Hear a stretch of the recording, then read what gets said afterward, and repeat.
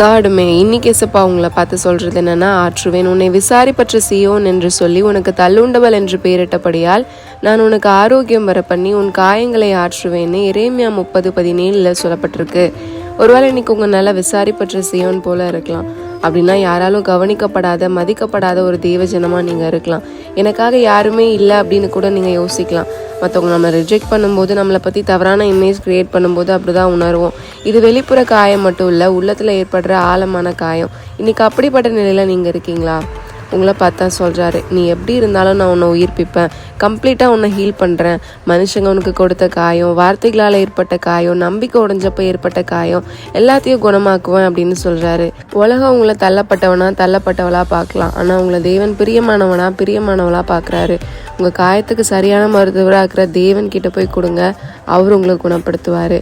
ஜெபம். அன்புள்ள தேவனே, இந்த நாளை காண செய்த கிருபைக்காக நன்றிப்பா. விசாரிப்பற்ற சீயோன் போல தனிமையிலையும் மறக்கப்பட்ட உணர்வுலையும் இருக்கிற ஒவ்வொருவருக்காகவும் ஜெபிக்கிறேன்ப்பா.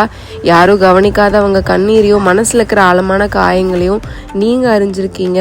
அவங்க வாழ்க்கையில் மீண்டும் ஒரு நம்பிக்கையை கொடுத்து எழுப்புங்க, அவங்க காயங்களை ஆற்றுங்க. இயேசுவின் நாமத்தில் ஜெபிக்கிறோம் நல்ல பிதாவே, ஆமென். Bye Taj Sharon. Have a happy Sunday.